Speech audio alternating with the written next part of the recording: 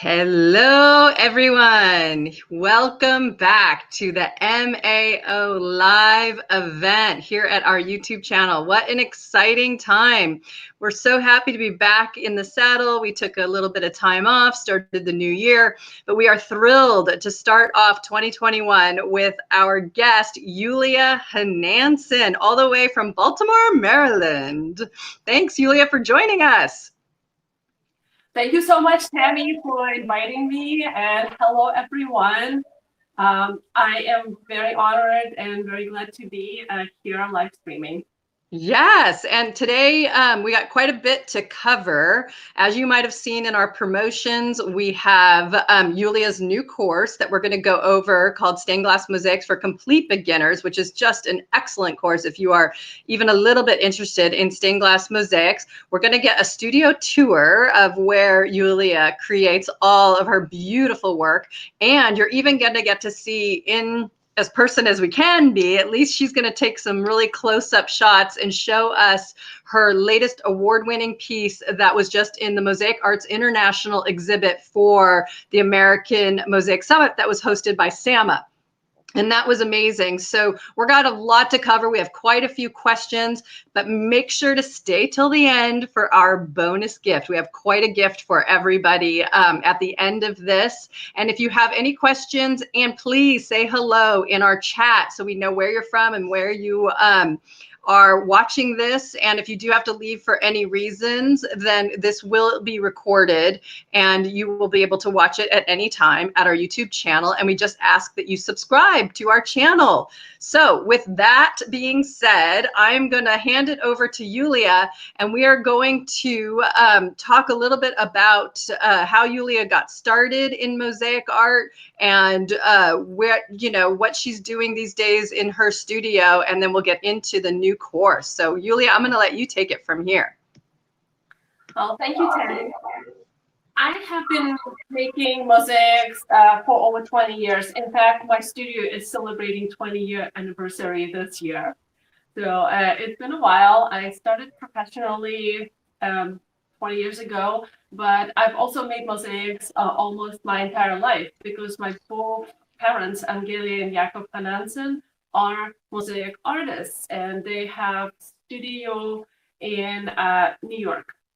So they have given me a really good foundation in mosaic arts, but I also went to art school and where I got to learn other art forms. So that kind of helped me to round up my mosaic skills and kind of take some from whatever my parents taught me in terms of techniques and aesthetic in mosaics, but also bring in some other art media like printmaking, painting, photography, all into mosaic art so I could create my own style, which is usually that's what happens with artists, right? So we work, yes, we experiment with different things, and then we come up with our own style.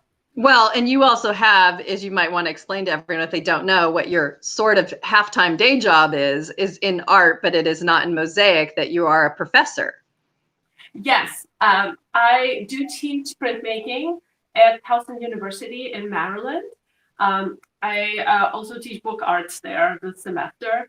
And printmaking has been my academic passion. So I've studied printmaking extensively through my college years. And what's interesting is how it trickled into the mosaics is that I've been working with layers in printmaking. So I've brought in those layers into mosaic art. But yes, it's my teaching job, but also, and it's a part-time. So I'm not a full-time professor, it's a part-time job, which actually allows me to be at the studio a lot. So I have built my business model so I could succeed as an artist in a way that I teach, and I teach mosaic classes, both online and in person. Well, not now in person, but later on. Yeah, we will get back there. But I also teach at the university, printmaking classes, and but besides that, I also make mosaic commissions. So I actually do have couple of them right now that I have to start on.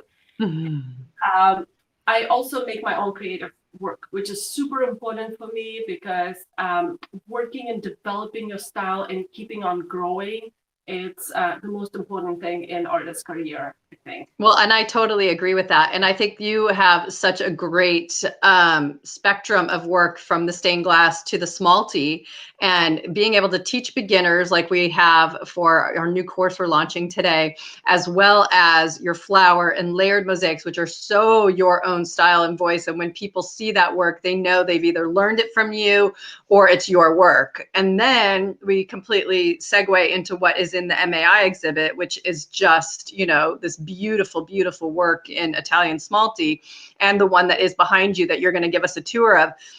So if you'd like right now, why don't we've rehearsed this a little bit, why don't we do the walking studio tour of Yulia Hanansen's studio? Sure. So let me kind of pivot the camera in the right. Yep. So bear with us 1 second while she picks up her tripod and we pivot the camera. Give me a second. By the way, it's pretty snowy outside today and it's raining. So I have, well, let me start. I guess I'm going to start with my studio space as an overall space. So my studio is actually an enclosed porch, and the windows are down, so I could actually show you those pieces right there, just for better lighting. But usually I keep all these windows open, and it is light that comes in here from 3 sides. And it was an outdoors before, so we enclosed the whole space and it became my studio. What I really love about it, besides light, is that it has the ceramic floor, although it gets a little cold in the winter with it, but ceramic floor actually allows me to work here without worrying that I'm gonna mess something up or scratch something. It's easy to clean. Let me, Tami, should I show the Mosaic Arts piece now, or? Yeah, let's do MAI now, so they can get a little idea of that and explain your inspiration for it, because many maybe don't know. And we will put in the comments a link to the MAI exhibit at the American Mosaics website after this. Yes. So first of all, as you can see, because I have 3 sides of windows in my studio, so I don't have much space to hang my artwork, but I can lean it on my shelves. There's storage behind them. And these are the 3 pieces that are a triptych. It's called Light as a Wave as a Particle. So let me just do this a little bit. So it's stationary. And the Light as a Wave as a Particle was created with the science in mind. So light can be viewed simultaneously as a wave and as a particle, and you can observe it. So what I decided to do is I decided to depict the visible spectrum of light. And of course, you can see that I used small tessera on this. Very, very tiny pieces that I had broken on hammer and hardy by hand. It's all Italian smalty. This is all, most of it is Italian smalty. Most of it. I would say about 90%. And then because I had to work with the continuous gradient, I actually did have to use some of the Mexican smalty as well, but most of it, yes. Most of it is Italian smalty from a couple companies, because yet again, I had to think about creating this continuous gradient. So what's interesting is, and I really enjoyed working on this piece because of that wavy quality to it. And the wave actually is in a substrate. So it is 3-dimensional, or kind of, has relief to it. So I'm going to show you the red piece first. And if I kind of pivot my camera like this, it's really hard to see. Perfect. It looks great. You can see it. Yep. Okay, so yeah, so you can see how it's all kind of like flows like a wave. And here's the blue piece as well. Also wavy. And what I tried to do with these pieces, I tried to show them and depict them in a scientific way. So the wave that is red, and it's called the redshift right here, the project that is red, it represents the red wave of light, and those waves tend to be longer. So, and then these tend to be shorter, the blue ones. So what I did is I put in more ripples into my substrate. So that's how I differentiated between them. Any questions about the project?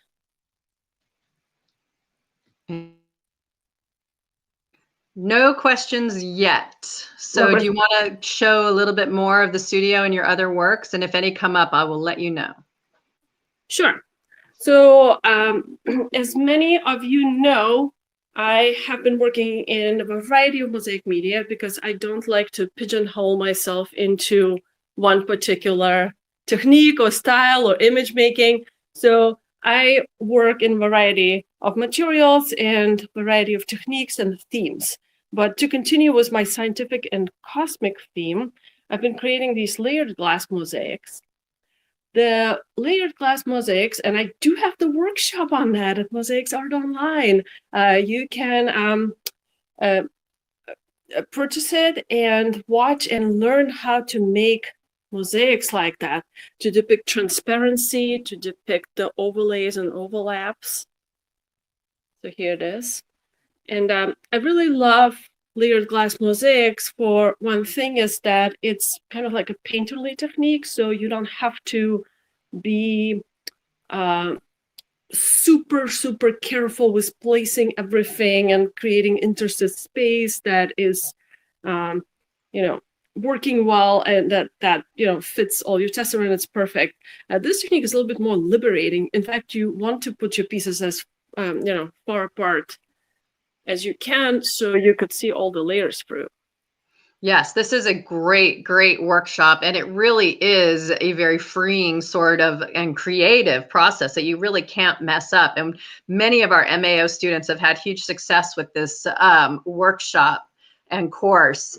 And Yulia, before we walk away from light as a wave as a particle, there's a couple of questions about how you created the waves through the substrate and how long did it take you to do this piece? Well,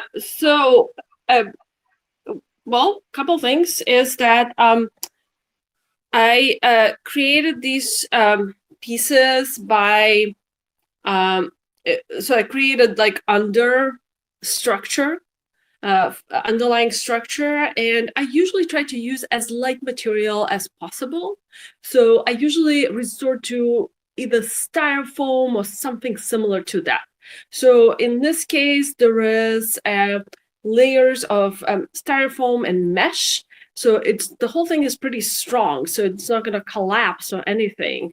And that's how I've created them. I mean, there's more to it because you have to like make sure that everything is smooth. There is a distance between the pieces, between the waves, so it's all correct. And so I had to work on it and cut the pieces, kind of sculpt them a little bit, and then mosaic on top.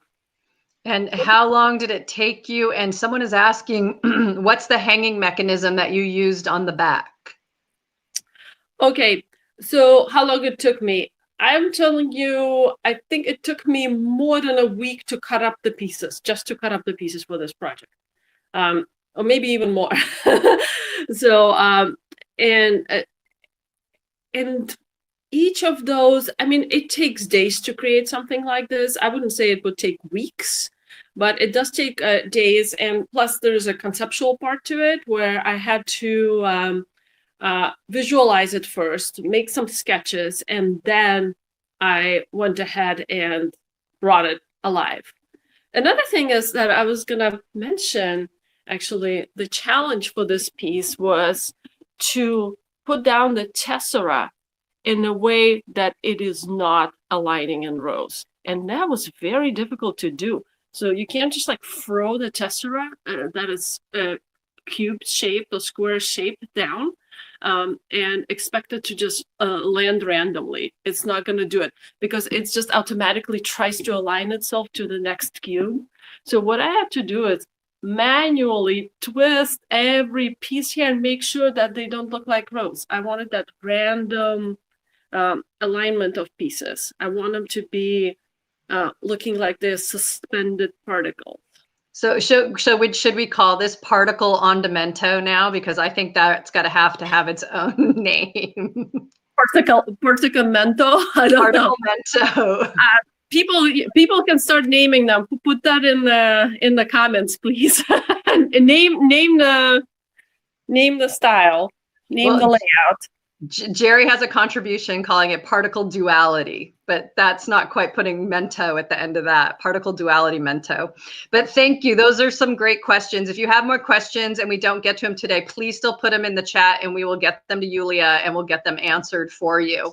But moving on, you've talked about layered, you've talked about that work. Do you want to talk a little bit about your that one, and then we'll go over to the other side and show us the flowers, because that's like a whole other style that you create. Yes. So what I'm going to do is, hold on, I'm going to turn on the light for this just so it's lit better. So this is also science-based, futurological science-based piece that is called Displaced Hurricane, and it's a layered glass piece. And what it shows is it shows the crop circle in the desert and the hurricane coming in. So basically, it was the climate change. We might have events like this happening where the dry areas that need irrigation and need circular patterns in order to grow anything, that they would receive this sudden onslaught of moisture and water. So this piece was done in a layered glass technique. So you can see that they're all kind of flowing in layers. And there are also the discs that I used. So I wanted them to look like crop circles. And also, I was going to show this really quickly. This is my little experimental piece. I don't have a lot of artwork hanging in my studio because of the wall space, but also I don't like a lot of clutter in my studio. And then whatever I make, I try to sell right away. So, but this one is a little piece that was my experimental piece. It's not large. It's like pretty small. And it shows the water on the moon. So those are moon craters, and it's a combination of the traditional mosaic making technique and layered glass. So you can combine the both of them. Yes, that looks great. And someone had asked, so Yulia, on that piece, is it half grouted on the left side or not grouted at all? Because you don't grout your layered work, correct? I don't. Are you talking about this one? No, the one that you were just on the wall, the small one is the one. So this piece, no, it's not grouted. I don't always grout my pieces. I don't particularly like grouting because it takes away from the piece, but sometimes you have to. Sometimes actually it ties the piece together. So, but in a lot of times when I don't have to grout the piece, I won't. So this is the case where I just left, I attached pieces really well and they're just the way they are. Yeah, no, that's gorgeous. So do you want to move over to the other end and then we'll go over your studio storage and we'll get to that demo that we're going to show everybody.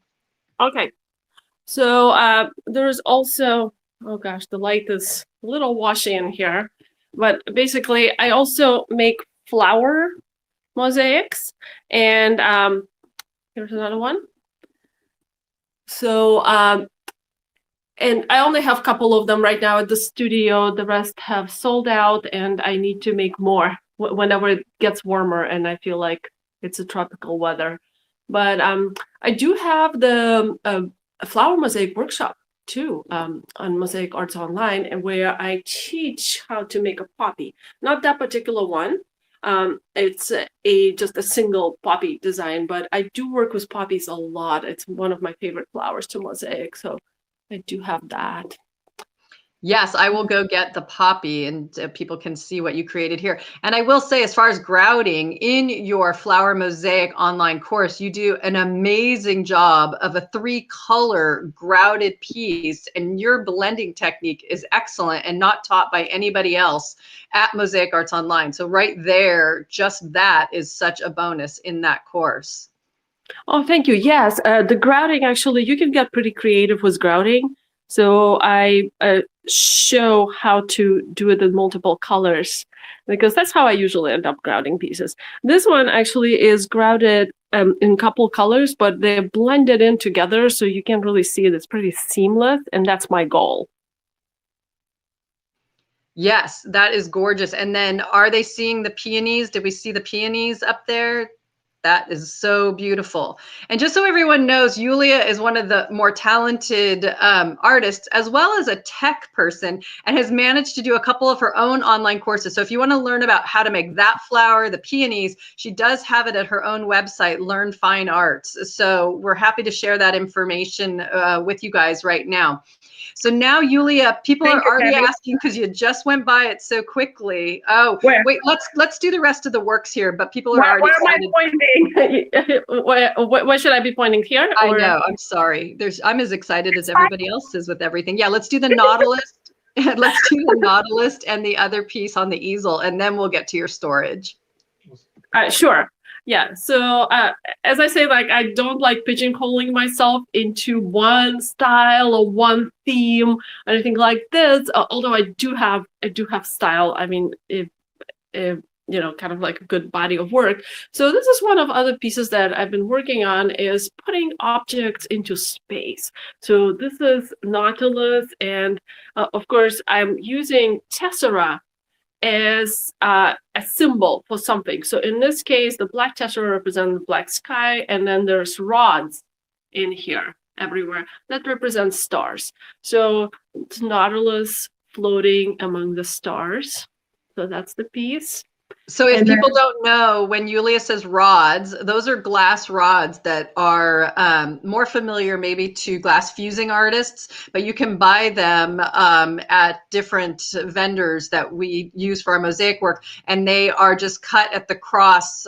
That's a cross cut, and so then Yulia can use them that way, and you don't have to worry about trying to make a circle. That's what they are rods that are cut. Yeah, if I get to them, I will show you some rods as well. I do have the whole stash of them.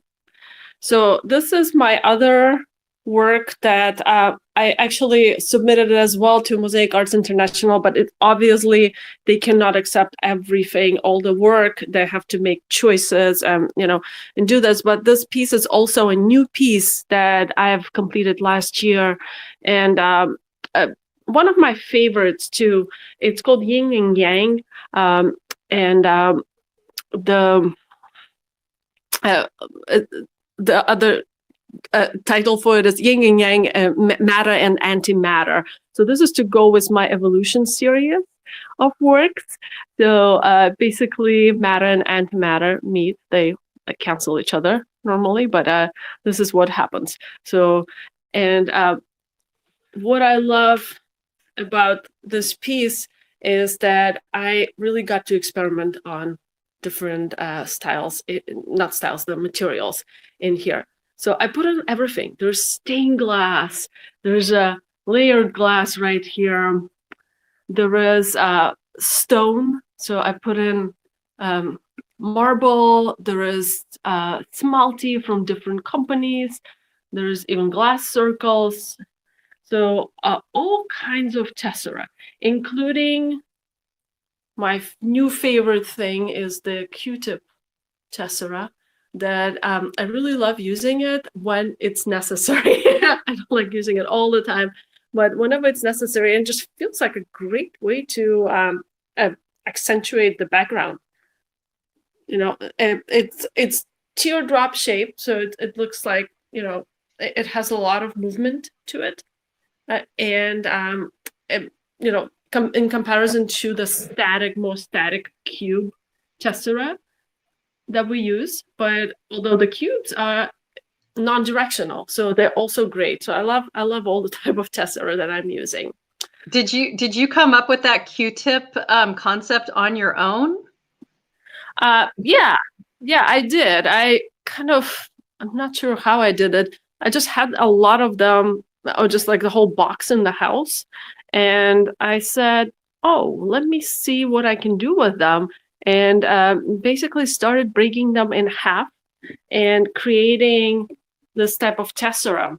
Let me see if yeah, so later on, I actually got to color them. Like, so I dye them black, or you can dye them any color, and I cut them.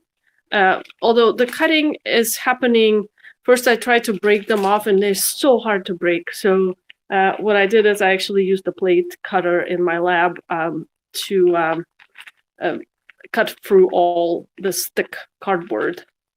But they work pretty well. So this is just kind of like my little tessera that I enhanced the work with.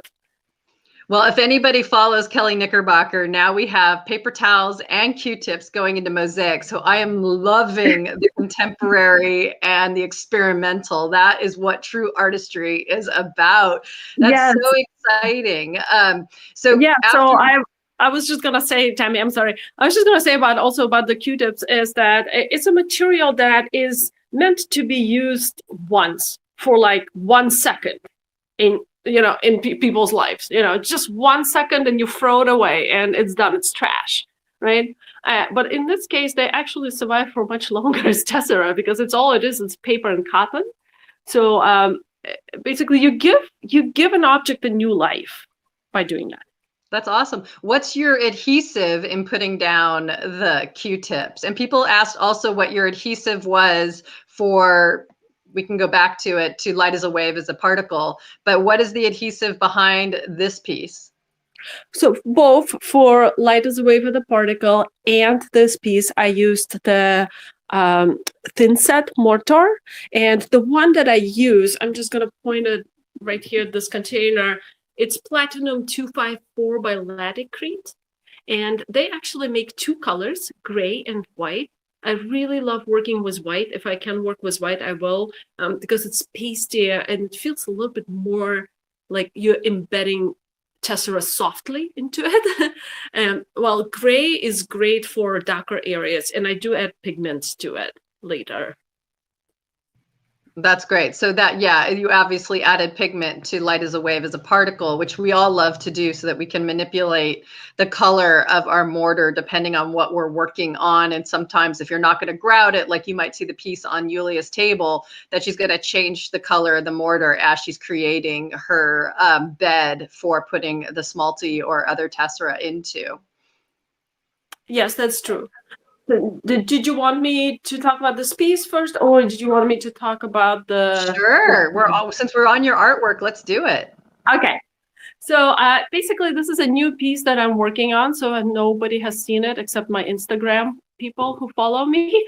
And this is a new piece that I'm making. And I better show you the sketch, because the sketch will actually tell you more than the piece right now, because it's at such a beginning level right now. So it's another piece that I'm making about cosmos, and that is the 2 black holes colliding, producing gravitational waves. I always wanted to depict this. So here they are, and you can see that this spiral unwinding is filled with color. So, and here it is. And of course, I get more creative with the smalty when I work. And with the rose, so I drew out my andamento, which means the direction in which I'm going to put down my tiles. And I did this type of layout where I broke all the pieces on hammer and hardy. Here's my... So Yulia, a couple people are asking about your hanging mechanisms that you use for your larger pieces, for light as a wave, as a particle, and the yin and the yang. Okay, so for the... I'm just going to pivot really slowly so you guys don't get dizzy. So these ones don't have a hanging hardware quite yet attached to them, because I think if I'm going to show it in the gallery, I will do one thing, but if I'm selling the pieces and if they need a particular hardware attached to it, I will. But basically, what I'm going to do is I'm going to place my camera here for a second, and I'm going to pull out my other piece and show you how I did attach the hardware. So this is my the Displaced Hurricane piece. And what I usually do is can you see that? Yes, yes, yes. So usually what I do is I build up my substrate in a way that it's either weedy board or plywood. And then what I do is I put 1x2s around it. And after that, I have a choice because I have these 1x2s on my piece, and the piece is rather heavy. What I do is I can attach D-hooks to it or ice screws and then put a wire. But what I usually do is instead of just putting one wire, I put a couple. So this way the piece can be hung on 2 of these and it's not gonna wobble or slope off or get unlevel. And I also attach one optional just regular wire because I was showing this piece in the shows and sometimes they want this option. So basically That's great. There's also ice screws right here. So there's like all kinds of hanging system. You can also use French cleats if you want. Yes, if people are not familiar with French cleats, that's sometimes the safest way to hang a heavy piece of any kind of artwork. And I do that a lot with my commissions. You introduced me to the French cleats. Say what? You were the one who introduced me to the French cleats, like to actually like use them for bigger work and stuff. Yeah. Because before that I was doing some other hanging systems. But the French cleats are great. I don't have any samples here in the studio. Yeah. But I, just look them up. Yeah, you can Google French cleats or Z clips, I think they're also called. But any of my commissions, the mermaid or the larger ones, are all on French cleats. And that is outdoor commissions that are, 20 plus square feet and stuff like that. So yeah, but thank you for showing us that. So let's move over to your studio tour and let's talk about your storage. People are asking and wanting to see how you store your glass. Okay, well then I have to put down this camera and move the pieces again. Well, actually, what I'm gonna do is behind these pieces, I have all my storage of just regular stained glass pieces. So here they are, just a little sneak peek. I had these containers for my entire career. So these are shoebox containers. And I cut stained glass into strips and I separate them by color. So I have these ready. So whenever I need a little color for the project, I can go here and I have many of these that I can pull it out. But I also have this beautiful heirloom shelf that I've had from the very, very start of my career. I literally started with, I think, 7 pieces of glass that I purchased to make the portrait of Venus. And that was my startup thing. So now I can barely fit all my glass here. So I do have a storage in my second studio, which is a design studio. And also some storage, underneath and like behind all these containers. I have other pieces, like lots of other glass that I store. So glass is everywhere here. Well, and I think it's great. In your complete beginners online course, you talk about how much you need per piece when you're creating, because I think some people that don't live near local glass stores, which obviously are becoming less and less popular, and you do have to buy online.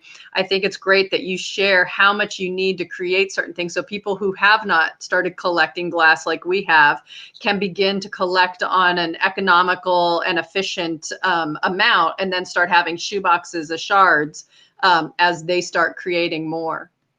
Oh, of course, yes. And if you're buying the glass, you don't have to buy it by square foot. If you live like near the store or near a stained glass factory, which would be more rare, but or if anybody makes stained glass in your area, it's you can just purchase really small amounts first to start with.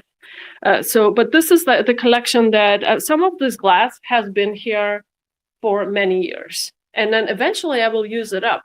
And I keep on buying. You can never have too much glass. Like every time I need new color, every time I need something in between those colors. So I just keep on buying it. So can I show you? Oh, go ahead, Tam. No, go ahead. And then I have a question for you, but go ahead. So I also have the storage here. Let me see what's the best way to show it on the horizontal format.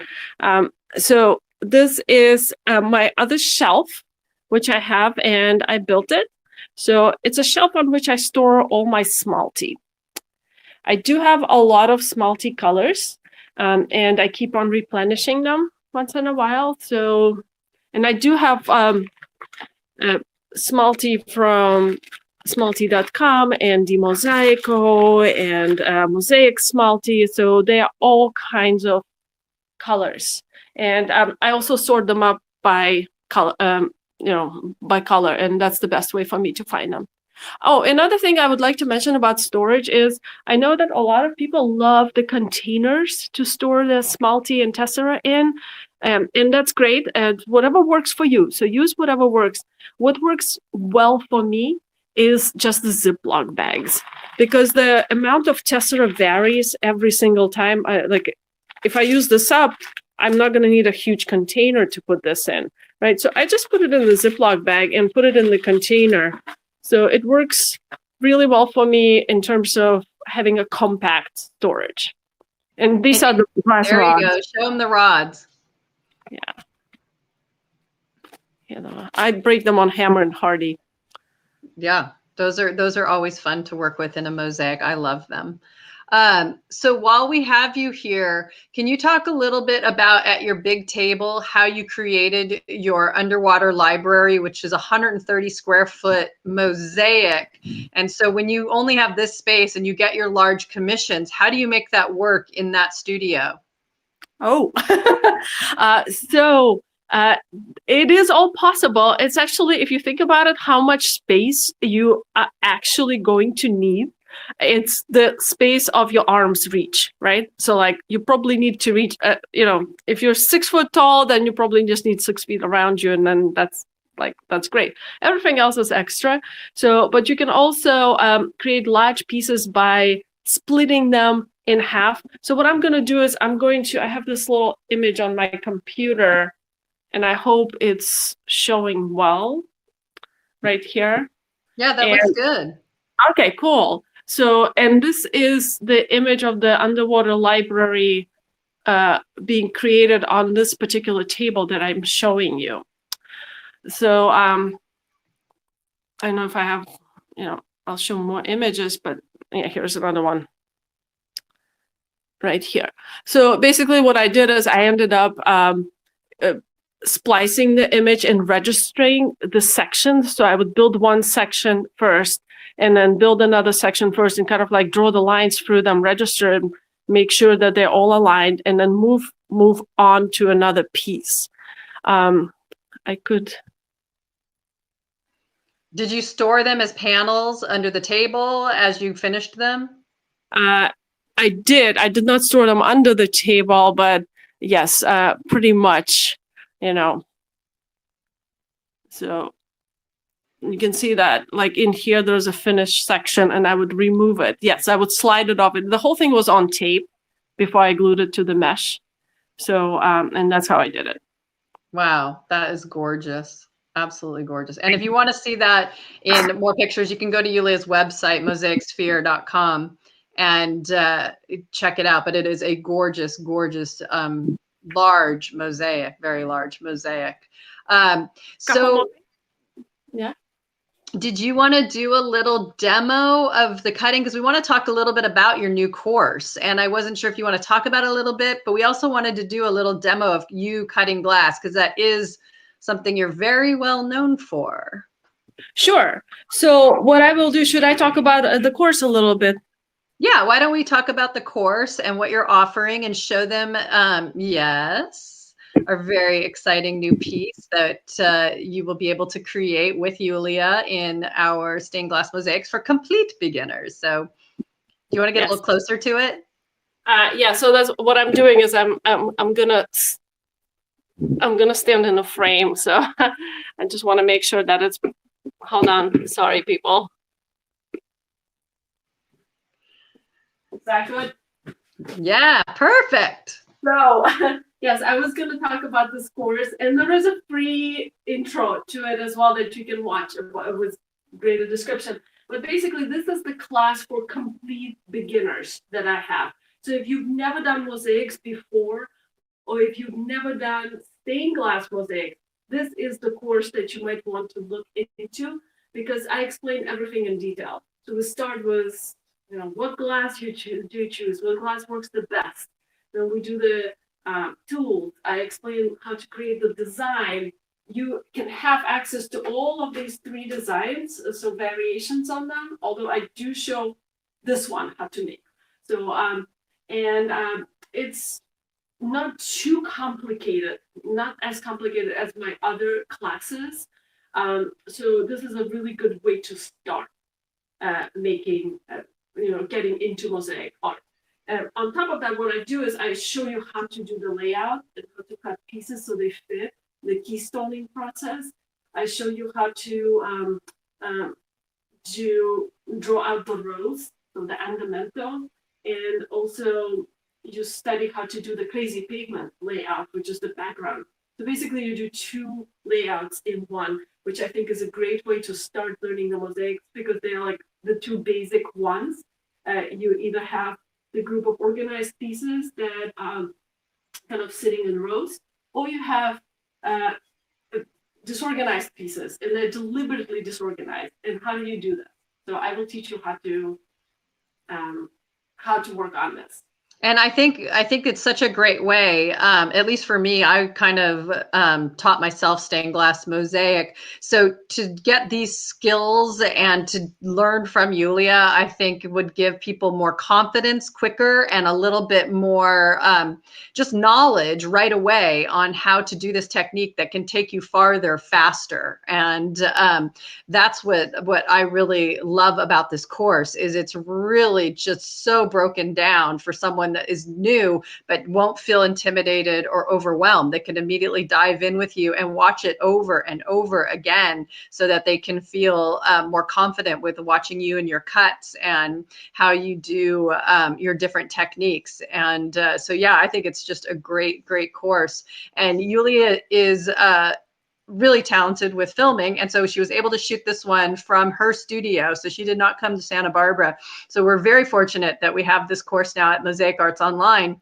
And then after you've learned these techniques, yes, you can definitely move up to the flower mosaic, layered mosaic, and learn some of her other cutting techniques, which are very popular. So do you? Oh, I'm sorry. No, go on. You go on. Say that you will be able to take many other workshops with this. Like if you take this class, it kind of like it's the foundation of what you need to do or what you need to know in mosaic art. So you'll be able to take many different workshops. So someone's asking what your preferred brand of stained glass is. Oh, well, I was going to do a demo right now and talk about it. Let's do it. Let's do that. Okay. Hold on, just give me 1 second. I'm gonna reposition the camera and don't you worry. I'm known for talking for 45 minutes straight to a computer. Oh, just kidding. Yes. You are the hero. That's what everyone keeps saying. But whatever, it's just a passion and a love for the mosaic community. So there we go. This is great. So you all are going to get now a demo on how Yulia cuts for the beginner course, as well as what it takes to do a few of her cuts that she does for her flower and layered. And again, like I said earlier, if you see these shapes that Yulia is going to cut in a minute, you'll know that this is something she's really created and made kind of a style for herself. So I'm going to mute myself and let you go, Yulia. Okay. So, well, first of all, for some reason, I've chosen only blue glass in here, but I do work with a variety of glass.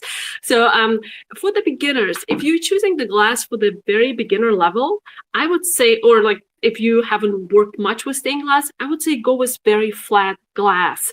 And by flat, I mean just flat in textures. So for example, and they're all pretty glasses, but like this one is made by Oceanside, or former Spectrum glass. Ideal for starting, ideal. Just wonderful, can't go wrong with it. It cuts beautifully. It comes streaky. So if you buy one sheet of glass, you already have several pieces, several colors in here if you're doing tonal variations. Another company, and this one I believe is Armstrong. This particular glass, but there's also similar glass made by Wismac glass, and it's slightly thicker. So here it is, and there are other companies that make it. So if you're doing more advanced mosaic making, then and if you want to play with a different glass, Yokogeni glass is really wonderful. I love it. It does come mottled, it comes streaky. They make a variety of glass. So this one it's called Oceana. So this is the company, but it's owned by Yokogeni. So their Oceana brand. And if you take the course, we do have all of these resources in the course so people can try out different ones, and we give you a place to buy them and where you can find them. Yes, definitely. Yes. So I did compile a good PDF file for everyone. So you can buy glass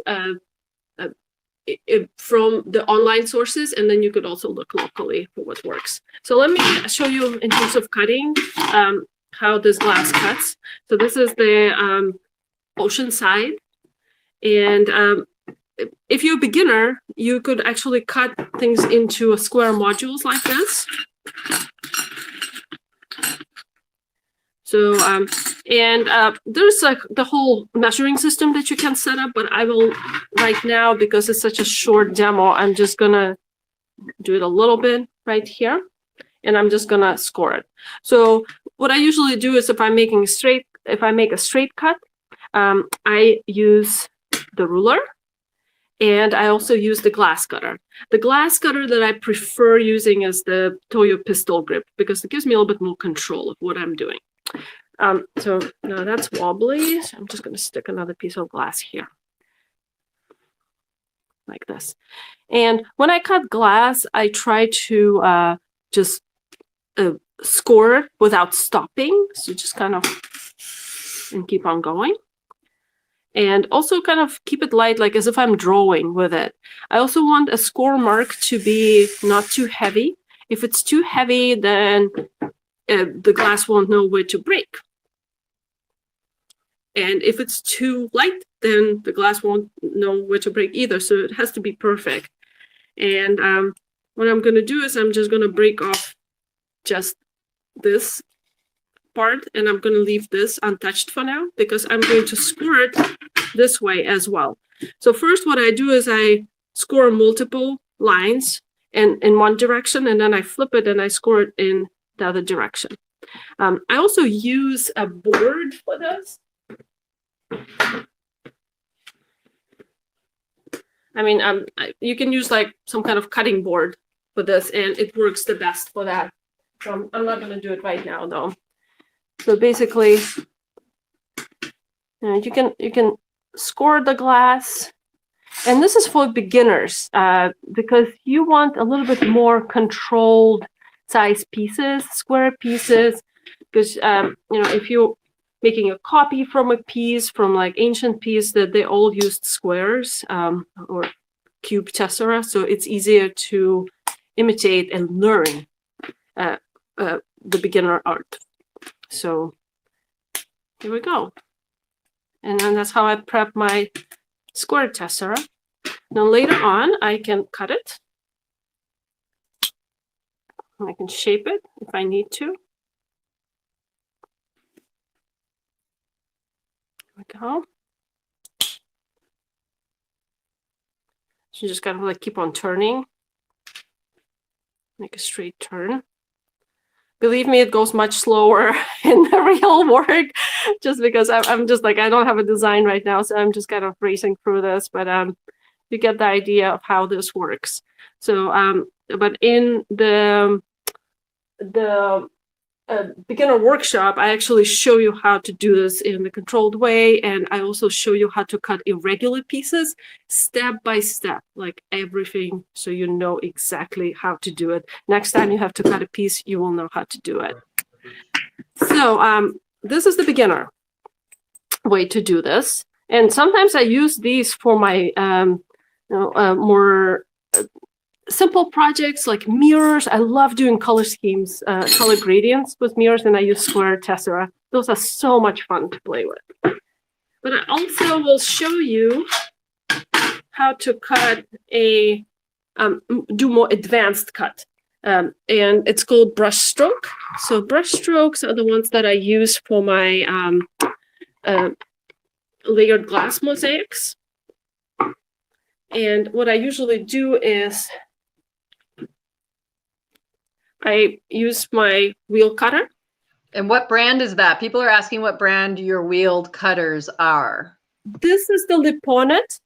I also have Montolet. You can see how they vary in height.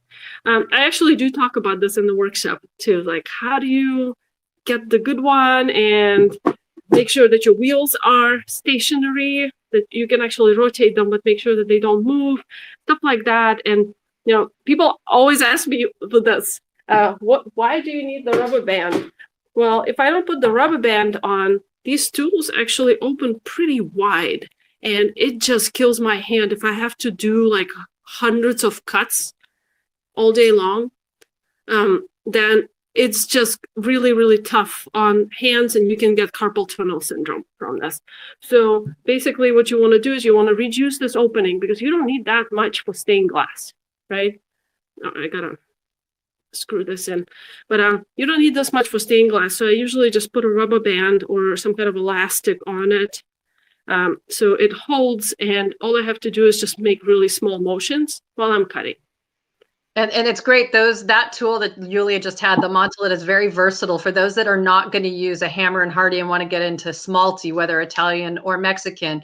That's the beauty of that tool. She can keep it closed a lot for thin pieces like stained glass, and then open it wide when she wants to use it on smalty.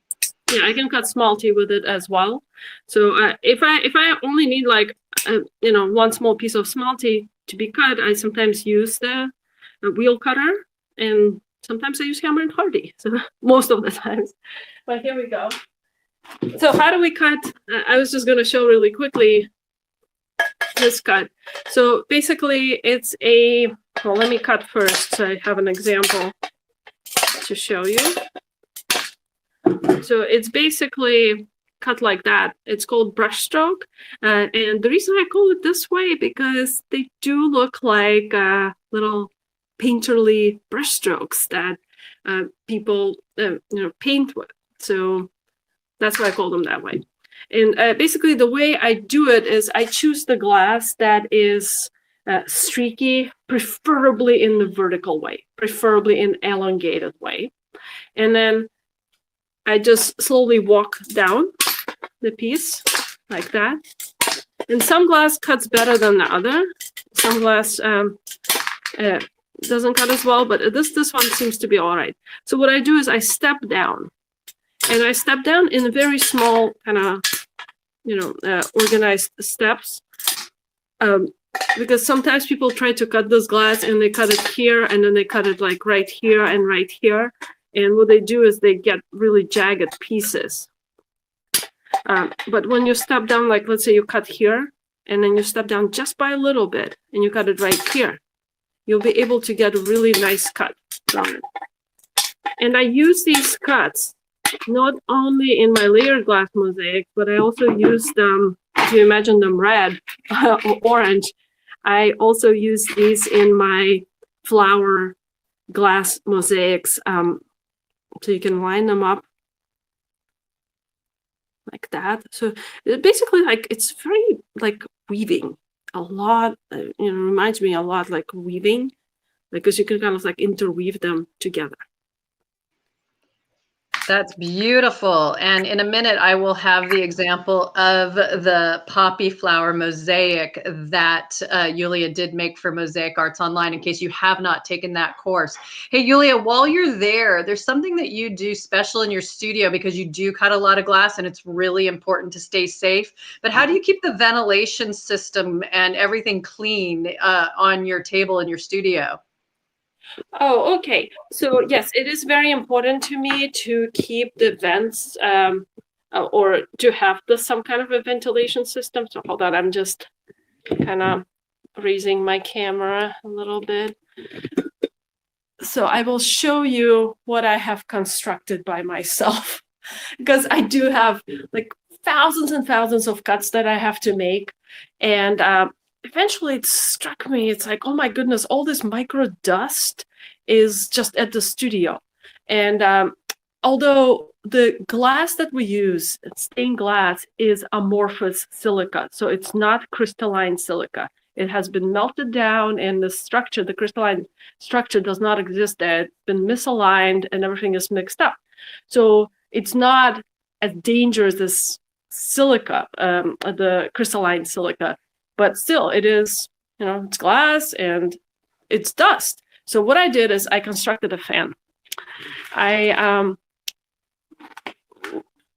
This part is just a fan that normally you would see this part pointing at you and blowing the air at you. So this is the back, this is the intake. And what I did is basically I mounted a vent cover on it. This is something that you insert into the floor for the heat. So I mounted that, put C-clamps on it. Kind of looks pretty like a bunny, so I love C-clamps. And then I attached the duct to it. So whenever I need whenever I need to cut the glass, what I do is I take the duct and I point it out of the window, and I also put some,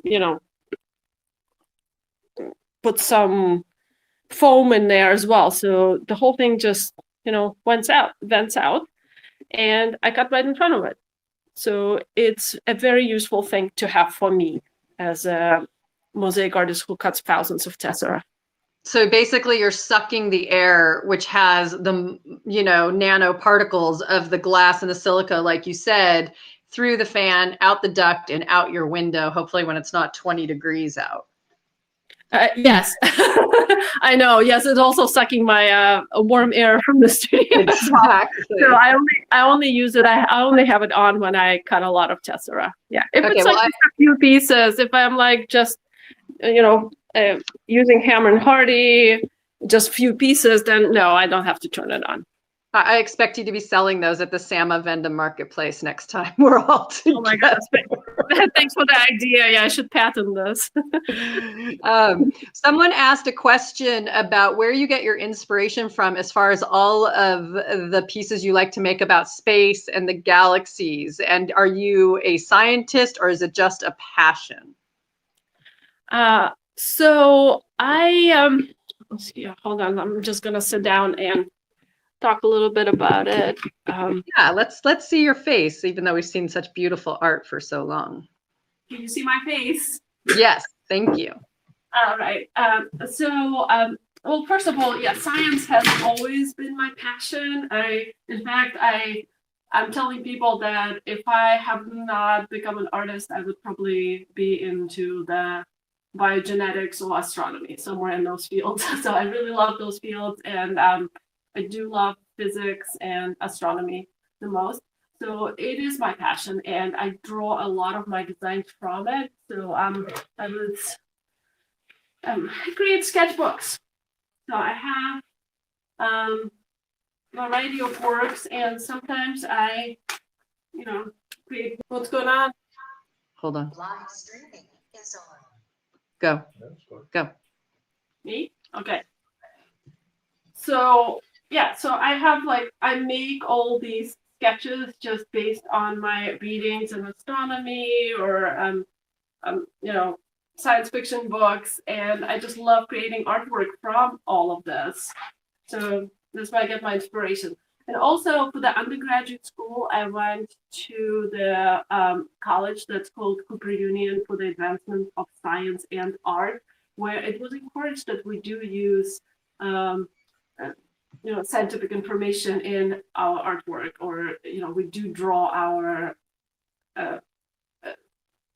images from the scientifically based material as well. It wasn't forced on us, but it was kind of like a little emphasis made because we also had engineering school and architectural school there, so it was all kind of intermingling, and I guess that has a big influence on me as well. Yeah, it put quite a spark under you, and that is incredible.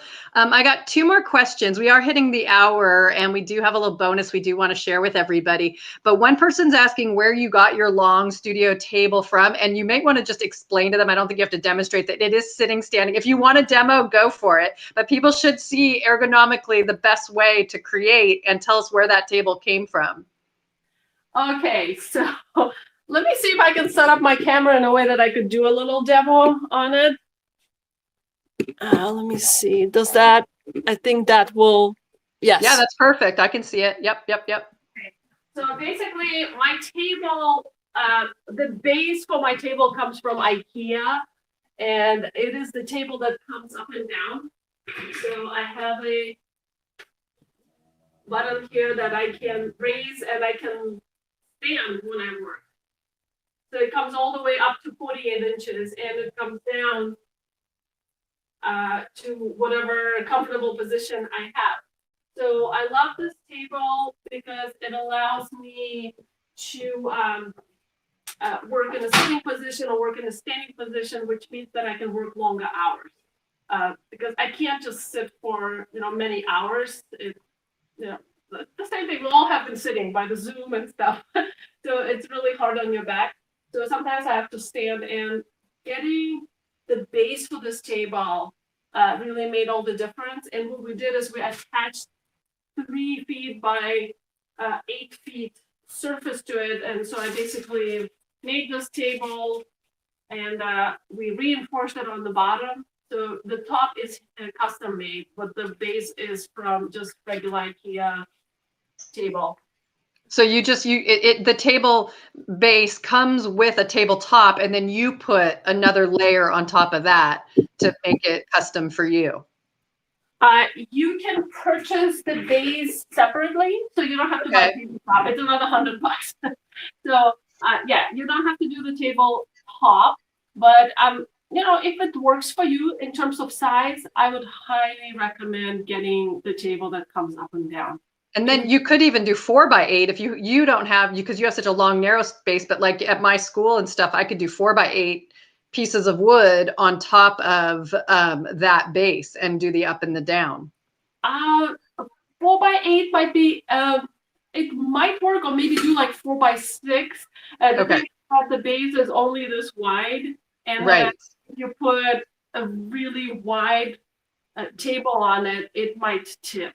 So yeah, we don't want that. We don't want that. Yeah. Okay. So I wanted to show everybody really quickly, because it's here with me, this is the piece that Yulia made in our flower mosaic. So you see more of those brush strokes, and then you see how she created with the color of the stained glass, the shading, the highlights, and the interior of the poppy. So if you haven't seen this piece online, Mosaic Arts Online, this could be your next step if you're ready to start with the beginner course. And we don't really have any other questions. So Yulia, was there anything else that you wanted to share before we kind of wrap it up? One thing that I would love to share is that that I think it's very important to don't stop creating. And also keeping, if you're not creating a mosaic, because mosaic takes a very long time to create. So if you have a hard time with just sitting down and finishing your piece right away, it's a good idea to keep a sketchbook for your idea. So it's very important to keep your creative juices flowing. And even if you fill up a huge sketchbook and only make 2 mosaics out of that, a great achievement, because what you do with the sketchbook is that you put down all the ideas, but then you distill them, you take the best one, and then you make mosaic out of it. That's right. That's right. Idea journals are very important. Very important. And they're just a great way, you know, middle of the night, you get an idea or something comes to you when you're in the grocery store, whatever it is. It's such a great way to really compile those ideas. And it does help keep everything flowing so that you don't feel like you're just going in to make one project. It's really a process, and practice is so important. And that's the one thing I think all of us artists can share with students, is that we didn't become these artists overnight. We've been in our studios for hours and hours for years practicing, and that's what we want to share with all of the students now. Well, also, I want to emphasize the importance of the presence of other arts in mosaic. Well, mosaics do not stand alone in the fine arts area or in the area of the arts. So I would highly encourage the students, like if you have any shows or museums around you, go see them, go check it out, because they will definitely have a positive impact on your mosaic artwork. You will see your style developing because all the arts are connected. Oh, absolutely. Inspiration is everywhere in nature, as you know, because that's where a lot of your work comes from. And then, going through any museum, any art gallery, in life in general, graffiti, whatever it is, it's just keeping your eyes open and your heart open to seeing what feeds your soul. And I can't thank you enough for spending this hour with us, Yulia, and sharing such a wealth. And I feel like we could go on for easily another hour. And I highly recommend that everyone go to the AmericanMosaics.org website and look at the MAI, Mosaic Arts International exhibit is up there now. You'll see Yulia's work as well as countless other artists. And Yulia was the Jurors Award for Light as a Wave as a Particle from the juror Julia Lang Shapiro. And so there are a few award-winning pieces in the exhibit as well. Hang on, Jerry said he's got one more question for me. Hold on. Oh, Jerry says I could go on for 45 minutes, not an hour. For all of you that don't know, we did our American Mosaic Summit last weekend, and I spoke for 45 minutes straight, filling some airtime while we got ready to display the a Mosaic Arts International exhibit. So anyway, on that note, our bonus for today is all of Yulia's courses here at Mosaic Arts Online for today and tomorrow, and it's early today still. You can get these 3 courses with Yulia 15, which is very exciting because we are having our sale right now. But if you're here and you see this, you get an extra 5% off of Yulia's 3 courses. So this code will work for these 3 courses only till tomorrow at midnight. And I hope many of you that may be new to Mosaic and excited about stained glass, then you are at the right place right now. And this is the course for you. And all of our courses are yours once they're purchased. They never expire. And it's like having the instructor by your side because you can watch over and over and over again. We have a comment section in each segment of the courses, so you can ask your instructors any questions. They'll get back to you in 48 hours or less. And it's great to have everybody part of our community. We're expanding our new Foundations and Fundamentals community, which you'll hear about coming soon. And hopefully you guys are getting this code, and Jerry's putting it in the comment section as well. So Yulia, I cannot thank you enough. This was so lovely, and I'm glad we did it in the daytime so we could see your studio with the beautiful natural light. And anyone that missed it, we are putting this in our YouTube channel, so it's available. The code will only be available till tomorrow night. We do have our Mosaic Arts Online sale going on as well for all of our other courses. The code is LOVE10, and that's good until a week from tomorrow, Sunday, the 21st of February. And aside from that, I'm just wanted to say thanks. Is there anything else you can add? No, but thank you. I am so grateful for you inviting me over to be a guest artist and show the studio. And it was great talking to everyone. Yes, it doesn't matter if we got to stay home or not stay home at this point. It's just wonderful to engage and be able to share our, love for mosaic art, however we can do it now.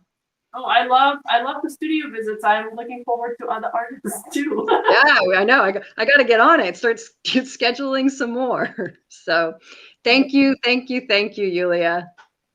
Very welcome.